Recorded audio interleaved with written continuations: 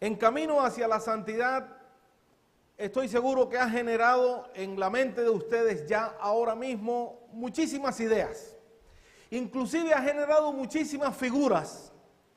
¿Cómo es que nosotros debemos andar? ¿Cómo es que debemos vestirnos? ¿Cómo es que debemos hablar? ¿Cómo es que debemos conducirnos? Y mucho de eso lo hemos puesto en una área de nuestra vida, o al menos de nuestra capacidad, para decir, esto pertenece a la vida de santidad. No soy exactamente esto, pero esto pertenece a la vida de santidad. Como hemos venido desarrollando el tema desde hace muchos meses, la vivencia del del Evangelio, es una vivencia que al final produce fruto en nuestra santidad. Y otra vez, muchas veces estamos reduciendo el concepto de santidad a una actitud o a una postura en particular. Quisiera que por lo menos hoy en la mañana no tuviéramos eso en mente. Porque vivir el Evangelio es vivir en santidad. De manera que la manera que tenemos de entender lo que es santidad implica mucho de la manera que entendemos que es el Evangelio. El Evangelio es una expresión de amor y una expresión de aceptación. Siempre vemos la cosa que Dios nos ama. Y siempre estamos deseosos de recibir ese amor de Dios. Y siempre estamos deseosos de sentirnos aceptados por Dios. ¿Sí o no? ¿Dónde está entonces nuestra muestra de amor para Dios? O nuestra muestra, lo que nosotros decimos, Señor, te aceptamos como tú eres. Señor, te creemos como tú te has revelado en tu palabra. Por eso, en medio del Evangelio, nosotros nos gozamos no solamente en Dios. Dios es la fuente de nuestra alegría. Pero también nos gozamos en las relaciones con otras personas. El Evangelio es vivir la relación con otras personas. Y una muestra de santidad es una muestra de relación. ¿Por qué razón Pablo está diciendo, el mismo Dios de paz os santifique completamente? Tenga esa frase con usted en su mente. Vamos a definir santidad. Es la marca distintiva del cristiano. Es una vida apartada de los poderes que gobiernan este mundo. Es una vida sometida a la autoridad de Dios y controlada por Él. Es muy buena definición, ¿cierto? A todos nos gustaría estar ahí, posiblemente en aquel círculo. Todos quisiéramos que nuestra vida no tuviera ningún contacto con el pecado. Todos quisiéramos que nuestra vida fuera absolutamente sometida y controlada por Dios. ¿Lo queremos o no? Esa es una gran meta. Sin embargo, desde el mismo principio de la creación, desde el mismo principio de la Biblia, el pecado es nuestra realidad humana. El pecado es nuestra realidad humana.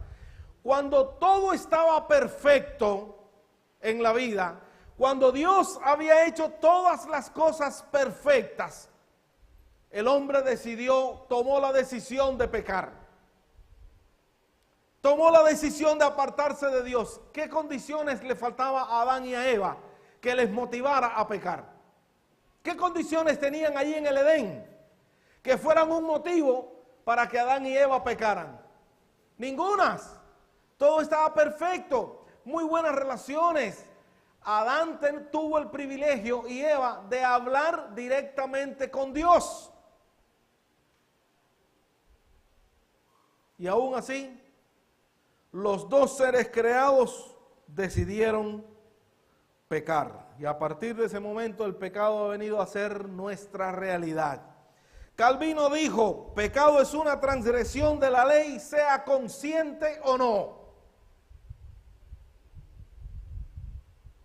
Posiblemente pensemos en las cosas y sabemos las cosas que nos alejan de Dios. Y hay una lista enorme de pecados en la Biblia. Pecado es nuestra realidad. Y Calvino dice, posiblemente el pecado esté aún en las cosas que hacemos que no nos son conscientes. Bueno, Wesley, por otro lado, dijo, pecado es la transgresión consciente de una ley conocida. De cualquier manera, estos dos hombres de Dios han llegado a la conclusión que no nos podemos separar del pecado.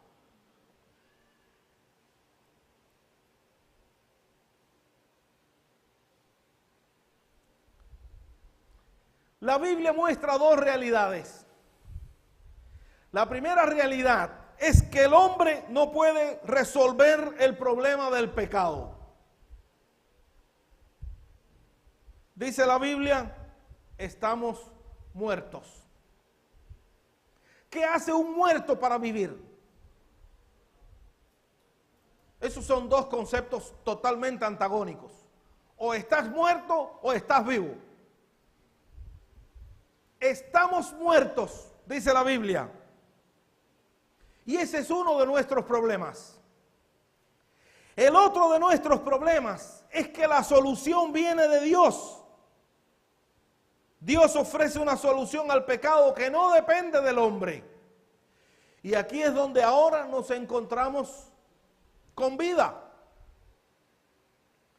De manera que aquellas cosas que nos trajeron la muerte, dice Pablo, hay una solución que está proyectada en Dios, independientemente del hombre, y que Dios ha querido darnos vida en él. Es decir, y no estoy citando nada más que el texto que dice, y estando muertos en nuestros delitos y pecados, Él nos dio vida. ¿Cuándo nos dio vida? ¿Cuándo Dios nos dio vida? Cuando Él quiso derramar su gracia por nosotros. En la cruz del Calvario, Jesucristo nos regaló otra vez, nos devolvió la vida. Porque allí en la cruz del Calvario y en su resurrección, Jesucristo perdonó todos nuestros pecados. Dice la Biblia, los pecados pasados fueron perdonados. Es que no hay otra estrategia para poder vivir una vida de santidad. La estrategia Dios la ha dado. Él nos ha perdonado por su gracia.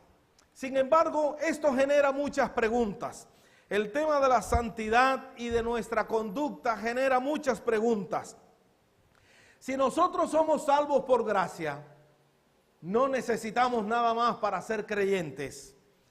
¿Cómo puede la gracia crear una vida santa? Algunos, interpretando un extremo negativo de la santidad, dicen, si yo soy cristiano, puedo vivir como me dé la gana, que Dios siempre me va a perdonar.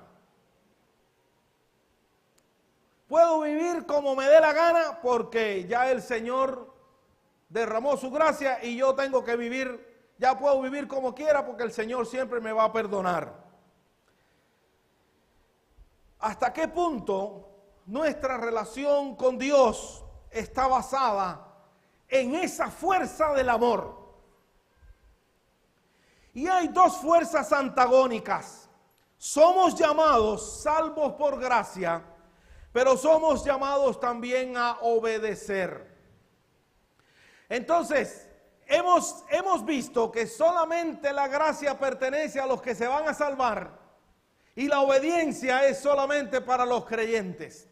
Y de ahí surge esta pregunta: ¿cómo la gracia es motivo suficiente para vivir una vida de santidad? Otra vez, somos nosotros agentes pasivos en la santidad. Sin embargo, somos agentes activos en la obediencia. La tensión entre las cosas que yo puedo hacer y aquellas cosas que Dios solamente puede hacer. Vivimos en esa santidad. Vivimos en esa tensión. Es el deseo que tengo de hacer las cosas buenas que al final producen las cosas malas. Al menos eso es lo que dice Romanos 7 y 8. Pablo dice: las cosas buenas que quiero hacer no las hago. Sin embargo, hago las cosas malas que no quiero hacer. No sé si esta será una lucha mía solamente. Si alguno de ustedes ya logró pasar este peldaño de la vida, felicidades. Lo dudo, pero felicidades. Porque esta es nuestra realidad. Hay una fuerza interna que me lleva a hacer lo malo y hay un deseo interno que quiere hacer lo bueno.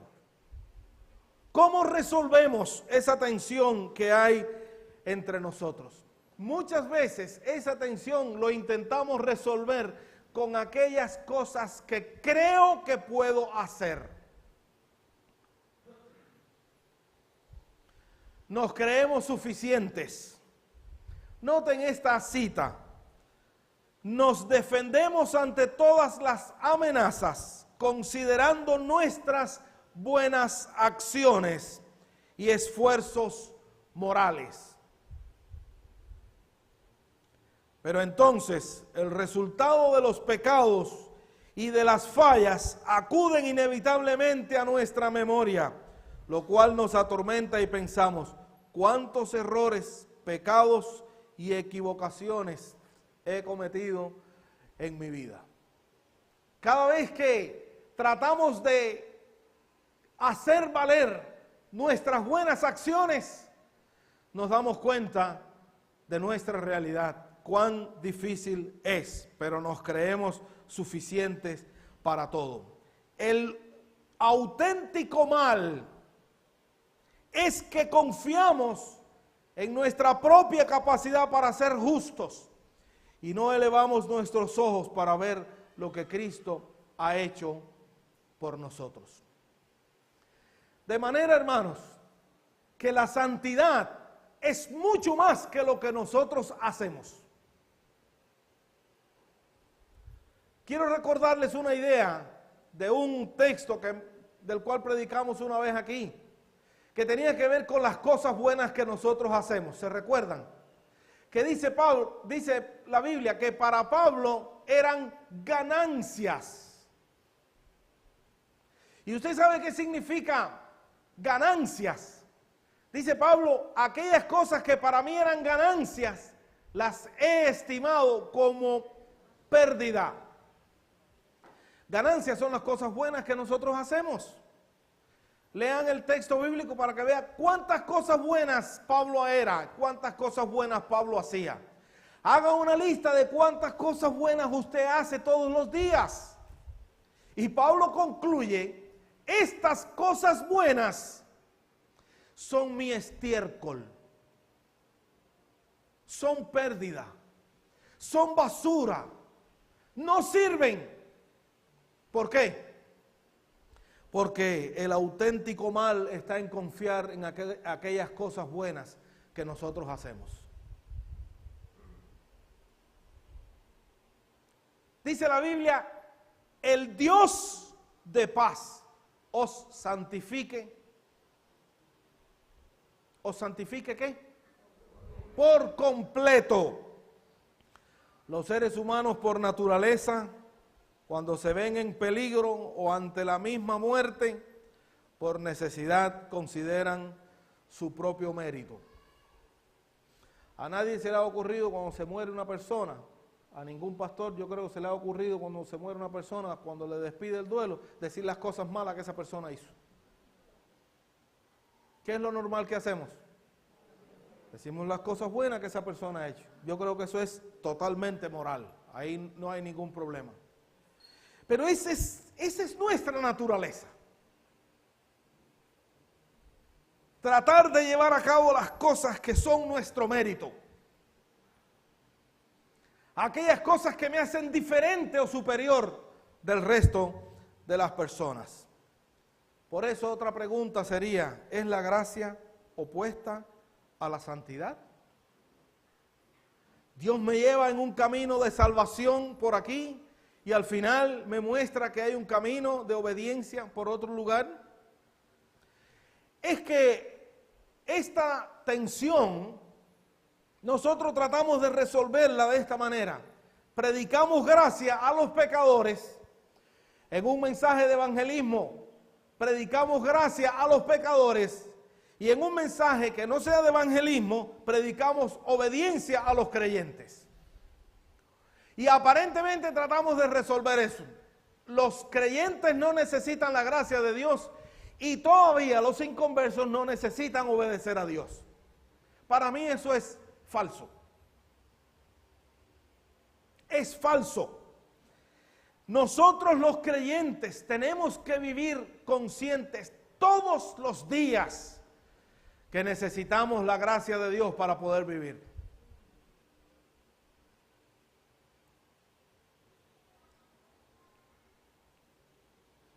La gracia en el inicio de nuestra salvación nos hace libres. Pero también la gracia en el momento de vivir la vida. Partimos del mismo concepto de esa liberación. Y muchas veces nuestra vida se convierte en una especie de manejo de ciertos elementos de la construcción. Cuando estamos construyendo algo, o aquellas personas que han estado envueltos en algo de construcción, saben lo que son las cabillas de acero. Imagínense que cada uno de nosotros es una de estas cabillas de acero y que de alguna manera Dios tiene que moldear esa cabilla y llevarla hasta el lugar donde quiere. Bueno, hay dos maneras en las que podemos moldear esas cabillas. Una es, la llevamos al herrero y en un yunque, aquella cabilla con una mandarria empieza a asumir la forma que el herrero le quiere dar a esa cabilla y en frío empieza a darle golpe. La otra manera, el herrero pone la cabilla en el hierro, en el fuego, y cuando el fuego empieza a descomponer ciertos elementos de la cabilla que le dan fortaleza, viene al yunque y empieza a darle, y la cabilla empieza a asumir otra responsabilidad. ¿Cómo es mejor? A la hora de tratar el hierro, ¿cómo es mejor hacerlo? Al herrero le va a ir mucho mejor cuando mete esa cabilla en el fuego. Hay dos opciones para entender el tema de la santidad. Uno es doblarnos a fuerza de la ley en frío con la mandarria encima del yunque diciéndonos: tienes que llegar temprano a la iglesia, tienes que ir a los cultos de oración. Yo me recuerdo, perdóneme que me ría, pero me recuerdo cuando yo era muchachito que íbamos a los cultos de oración. Por supuesto, media hora después que empezaba el culto de oración, ya, yo estaba rendido, dormido en el banco. O si no, estaba haciendo algo con otro muchacho. Pero ahí está el doblarnos por la fuerza de la ley. Cada mandarriazo es una prohibición de algo que tenemos que hacer. Tienes que vestirte de esta manera, no puedes hacer esto, no puedes hacer lo otro. Sin embargo, hay otra manera en la que Dios nos quiere transformar. Y es la manera en la que Dios nos quiere derretir por el amor de su gracia. Y cuando hablamos de santidad tenemos que tener la perspectiva de lo que Dios nos quiere moldear. ¿Qué cosa tenemos que cambiar de nuestra vida? ¿Cómo lo queremos hacer? ¿Con un mandarriazo en frío o con un derretimiento del amor, de la gracia de Dios? Noten lo que Pablo le dijo a Tito: porque la gracia de Dios se ha manifestado para salvación a todos los hombres, enseñándonos que renunciando a la impiedad y a los deseos mundanos, vivamos en este siglo sobria, justa y piadosamente. La gracia nos enseña cómo debemos vivir de manera sobria, justa y piadosamente. ¿Cuál es el motivo o los motivos para lograr la salvación? ¿Por qué la santidad? ¿Por qué razón tengo que ser santo? Ok. Todos los creyentes tenemos el deseo ferviente en el corazón de ser santos. ¿Sí o no? ¿Alguien aquí quiere ser el más terrible de los pecadores? No. Yo quisiera ser un hombre santo.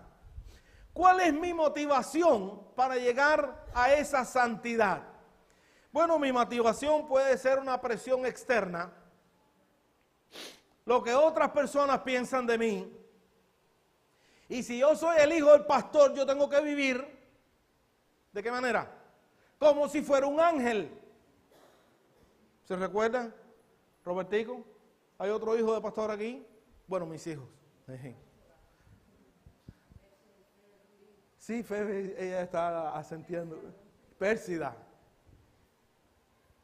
La cosa es que produce una fuerza, una presión externa, cumplir los estándares de otras personas.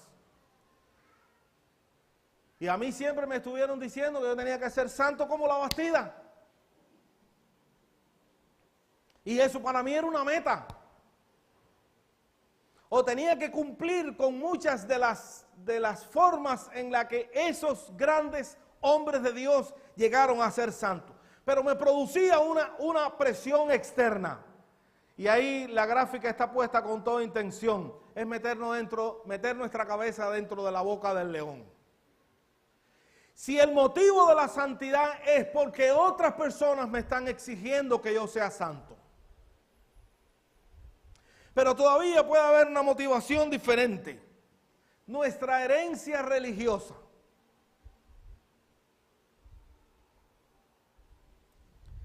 Si vengo de una familia que es cristiana, se supone y todo el mundo espera que yo sea también el mejor cristiano como parte de esa familia. O si por la historia mi apellido tiene que ha estado vinculado a una tradición de la iglesia, entonces nuestra herencia es una motivación para ser cristiano.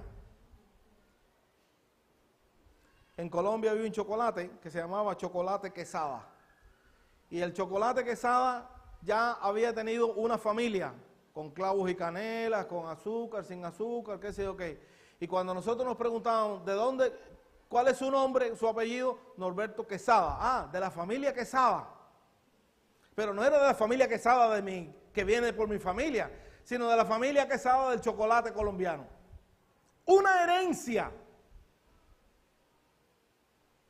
¿Es nuestra herencia religiosa un motivo para ser santo?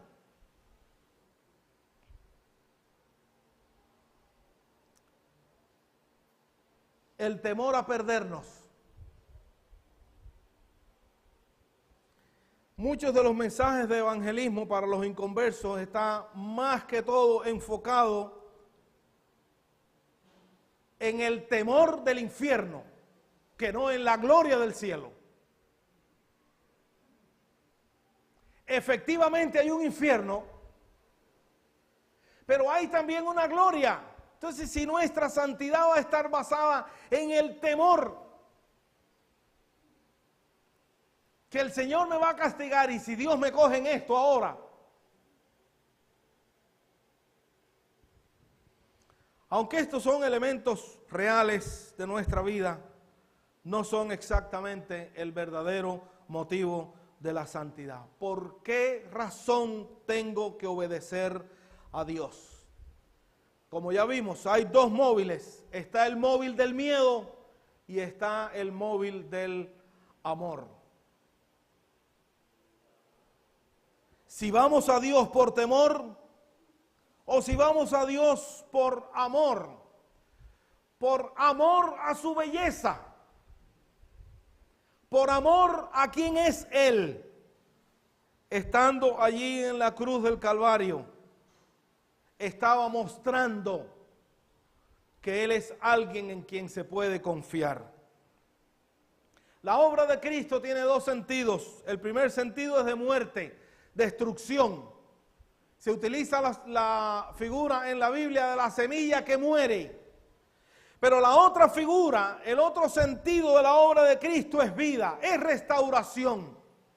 Y Pablo le está diciendo a los tesalonicenses, el mismo Dios de paz os santifique por completo. La obra de Cristo es santificación, que significa transformación.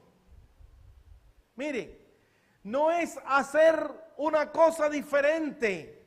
No es que aquí está esta persona y vamos a ser otra persona diferente, con otro carácter diferente, con una manera de pensar diferente. Dios está utilizando la misma persona para transformar.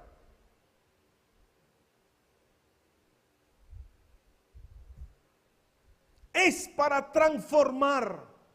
No nos sentimos completos porque Cristo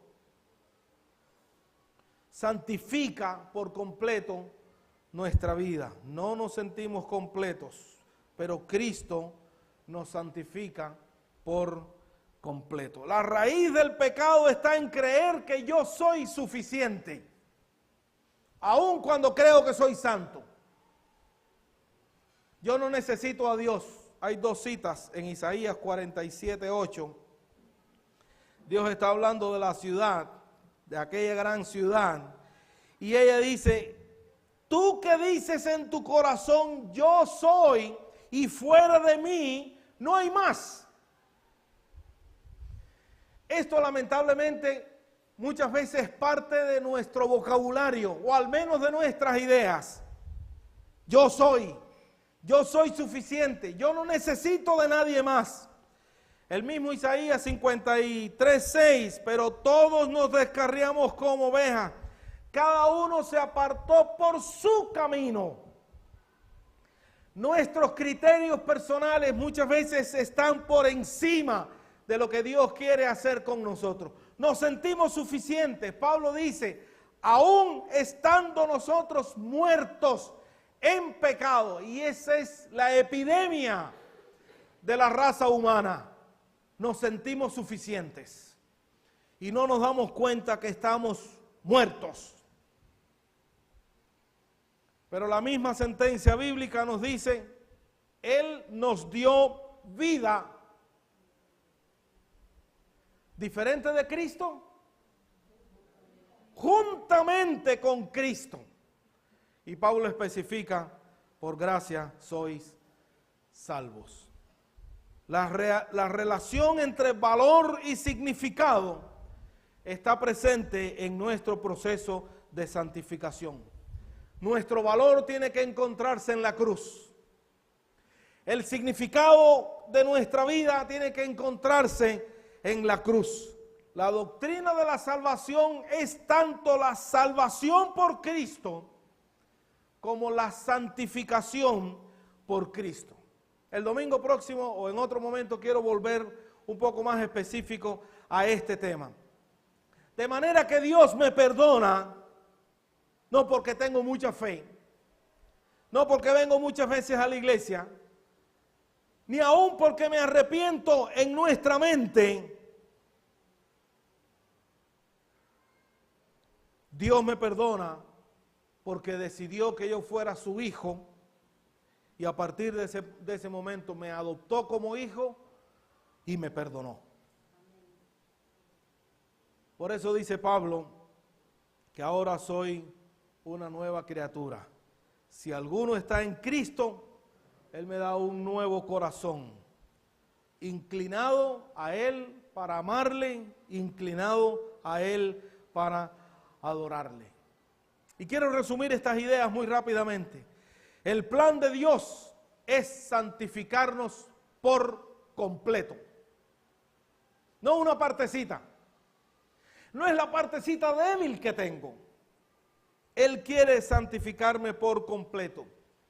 Dice el Salmo en la experiencia de David: crea en mí, oh Dios, un corazón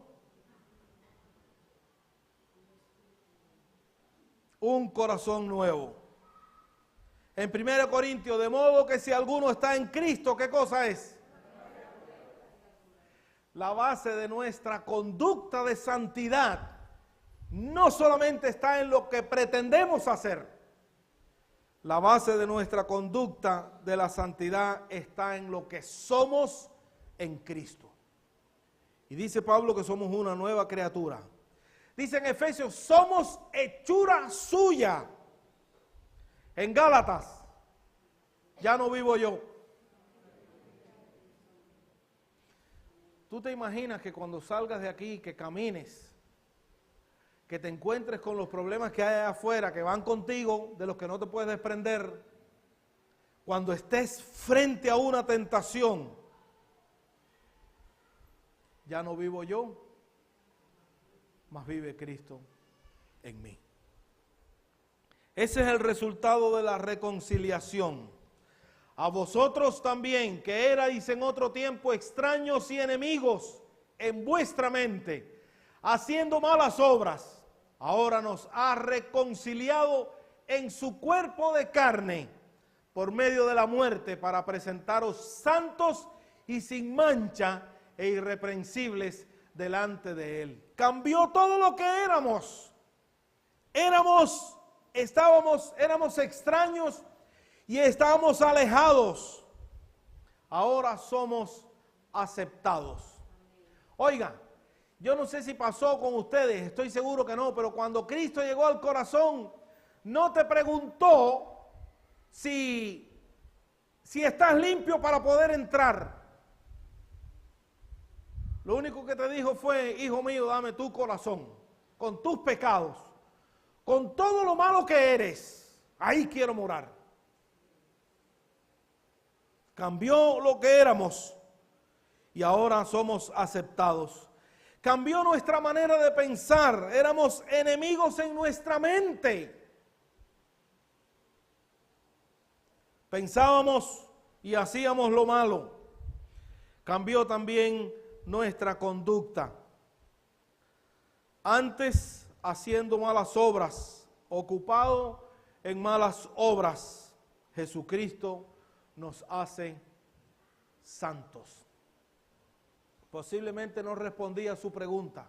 ¿Y ahora cuando salgo qué? ¿Cómo tengo que andar? ¿Cómo tengo que vestirme? ¿Cómo tengo que caminar? ¿Cómo tengo que hablar? ¿Cómo tengo que hacer la vida? La primera cosa es que por su gracia, por su fuerza, por su poder, es que somos santos. No tiene que ver con lo que tú y yo hacemos. Tiene que ver con lo que Él ha hecho por nosotros.